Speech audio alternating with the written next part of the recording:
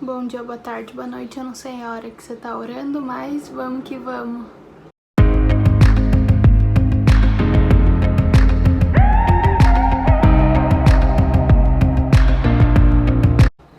Oi gente, tudo bom? Hoje a gente vai rezar o Salmo 105 e o título dele é Fidelidade Divina face à infidelidade de Israel.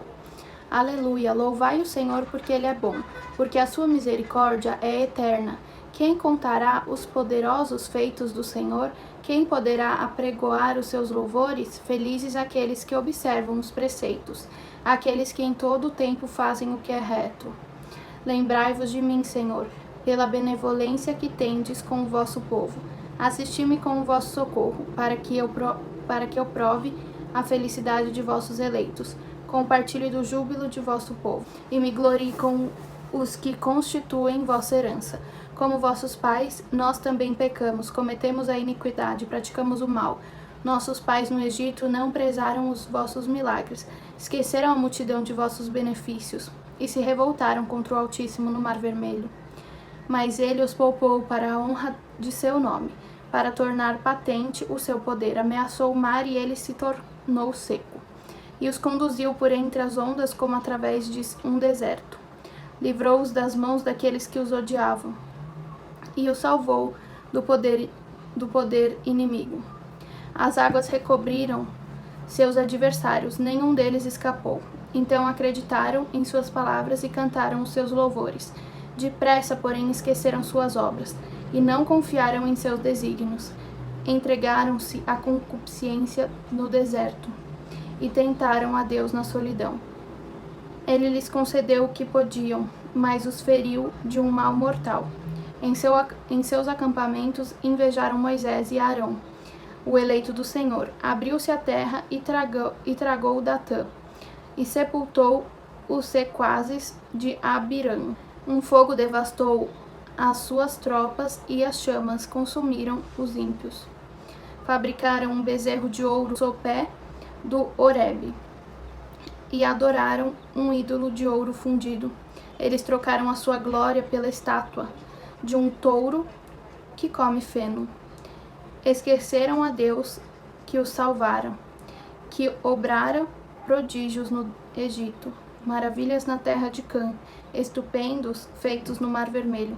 Já cogitava em exterminá-los, se Moisés, seu eleito, não intercedesse junto dele para impedir que sua cólera os destruísse. Depois eles desprezaram uma terra de delícias, desconfiados de sua palavra.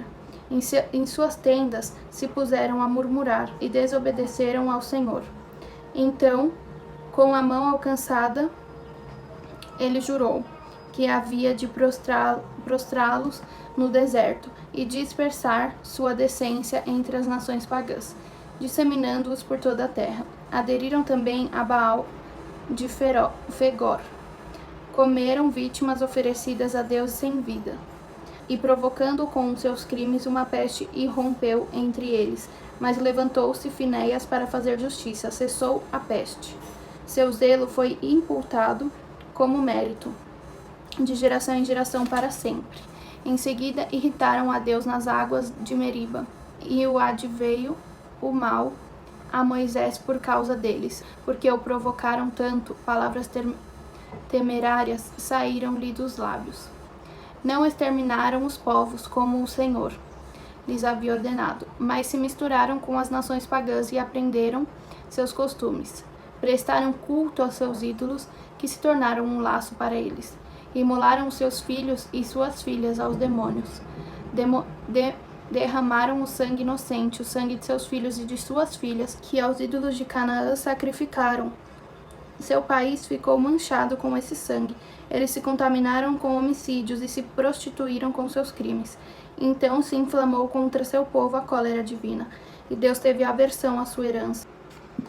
Ele os entregou nas mãos das nações pagãs, e foram dominados pelos que os odiavam. Oprimiram-nos os seus inimigos, foram submetidos ao seu jugo. Muitas vezes ele os libertou, mas sua conduta o exasperou, de tal modo que foram abatidos por causa de suas iniquidades. Entretanto, vendo sua aflição, ouviu-lhes as orações. Em favor deles lembrou-se de sua aliança, e por sua misericórdia deles se apiedou, e fez com que encontrassem a clemência junto aos que os tinham aprisionado. Salvai-nos, Senhor nosso Deus, e recolhei-nos de entre as nações, para que possamos celebrar o vosso santo nome e ter a satisfação de vosso louvar. Bendito seja o Senhor Deus de Israel pelos séculos dos séculos, e que todo o povo diga amém. Instabilidade espiritual, né? Que nada mais é, né? Eu vou resumir isso em cima do que a Bíblia e esse salmo nos falam. Primeiro, o que aconteceu nesse salmo, né? Eles estavam elogiando, eles estavam louvando, eles estavam dando graças à misericórdia de Deus. Então começa lá no 3º versículo: felizes aqueles que observam os preceitos, aqueles que em todo tempo fazem o que é reto, né? No 1º versículo mesmo: louvai o Senhor porque Ele é bom, porque sua misericórdia é eterna. Então os salmistas estavam louvando, agradecendo a misericórdia. Só que o que aconteceu?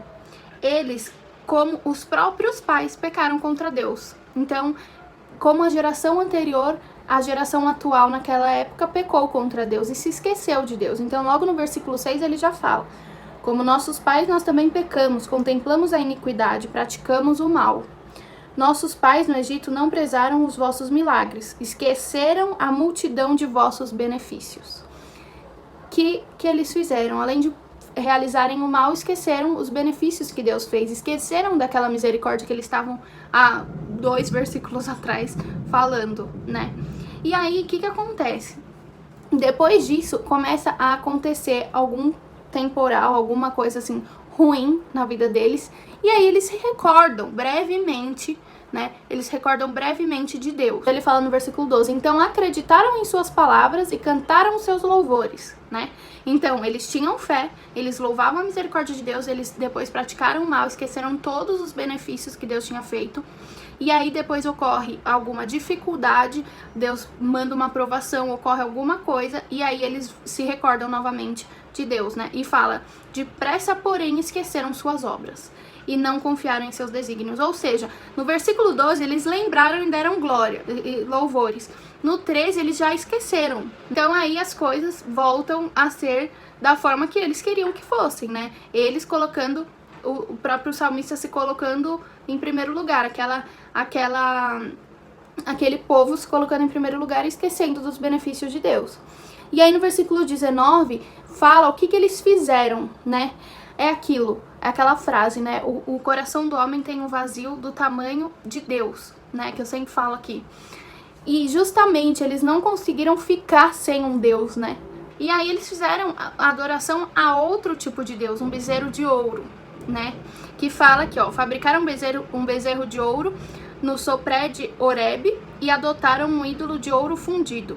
Eles trocaram a sua glória pela estátua de um touro que come feno. E aí o que acontece, né? Eles começam a se misturar com os povos pagãos, né? Quem eram esses povos pagãos? Os povos pagãos, eles cometiam pecados, eles não tinham fé, eles não conheciam a Deus, né? Só que esse povo, a grande diferença desse povo para os povos pagãos é que eles conheciam a Deus. Então ele fala lá no versículo 35: mas se misturaram com as nações pagãs e aprenderam seus costumes, ou seja, eles aprenderam os costumes de quem era pagão. Prestaram culto a seus ídolos, que se tornaram um laço para eles, né? Então eles começaram a cultuar os outros ídolos. E aí, no decorrer desse salmo, vem então a aflição. No versículo 44, ele fala: entretanto, vendo a sua aflição, ouviu-lhes as orações. Por quê? Porque eles começaram a clamar a Deus. Entre mais ou menos o versículo 37 e 43, eles começaram a clamar a Deus quando teve outra dificuldade na vida deles. E aí eles abandonam esse povo pagão, eles se voltam novamente a Deus, né? E aí eles começam a clamar. E aí no versículo 44 diz que então, entretanto, vendo a sua aflição, ouviu-lhes as orações. Em favor deles, lembrou-se de sua aliança e por sua misericórdia deles se apiedou. Então Deus, ele teve piedade daquele povo, né? Deus foi e ouviu as orações, Deus foi e acolheu aquele povo, né? E aí, no final, né, para concluir, o que acontece? Eles dão louvores, eles voltam a louvar a Deus. Então no versículo 47 fala: salvai-nos, Senhor nosso Deus, e recolhei-nos de entre as nações, para que possamos celebrar o vosso santo nome e ter a satisfação de vos louvar. No 48, bendito seja o Senhor Deus de Israel pelos séculos dos séculos, e que todo o povo diga amém. Bom, o que tudo isso quer nos dizer, né? Que eu achei maravilhoso. Instabilidade espiritual total. O que acontece? Eles começam tendo uma fé, aí começa a vir uma tribulação, aí eles abandonam essa fé, começam a cometer coisas ruins e começam a se distanciar de Deus, esqueceram dos benefícios de Deus. Depois, quando Deus vai lá e tem misericórdia e realiza novamente, eles se voltam a Deus, mas aquilo que eu te falei, no versículo 12, eles dão glória a Deus, no 13 eles já esqueceram. Então foi uma coisa muito rápida, aquela coisa, quando Deus resolve nosso problema, a gente fala, ai, obrigada, Senhor, mas depois a gente, descarta Deus da nossa vida, né? E aí, nesse meio tempo, eles precisavam ter fé em algo, e aí eles vão buscar isso em um bezerro de ouro, né? Então eles começam a buscar esse amor, esse louvor, essa religiosidade em outras coisas. O que nós fazemos quando nós nos separamos de Deus e acabamos, né, realizando coisas que não condizem com a igreja? A gente quer colocar um bezerro de ouro na nossa vida, né? Nós queremos denominar nossas próprias regras, nossa própria forma de viver, né? Como se aquilo fosse a nossa religiosidade. Ah, eu não preciso ir na igreja. Ah, eu não preciso fazer isso. Por quê? Porque eu determino, porque eu sou meu próprio Deus, né? E aí a gente começa a achar coisas para acreditar, começa a acreditar em crenças que não tem sentido, né? E aí começa a acontecer alguma coisa de novo na nossa vida, alguma reviravolta, e a gente volta a recorrer para aquele Deus lá. Aquele Deus que nos fez prodígios na nossa vida, né? Que nos ajudou, que nos realizou milagres, né? E aí a mesma coisa acontece. Quando nós voltamos na aflição, Deus, ele escuta e no final a gente louva ele. Então, acho que isso é um grande aprendizado para nós. Por quê? Porque nós ficamos o tempo todo... Ai, um dia eu tô acreditando em Deus, eu tô super indo na igreja, no outro eu não tô, eu tô indo em outro tipo de religião. Não, gente, não dá pra gente ser instável, né? Nós precisamos ser estáveis espiritualmente, porque a gente só vai alcançar milagres, a gente só vai estar perto necessariamente de Deus quando nós nos decidirmos por Deus. Bom, acho que essa é a mensagem de hoje, né? Pra gente refletir o que na nossa vida está nos tirando de Deus, está nos gerando instabilidade, né? Bom, gente, é isso. Não esqueçam de curtir, dar um like aqui, compartilhar. E é isso. Um beijo, fiquem com Deus e tchau.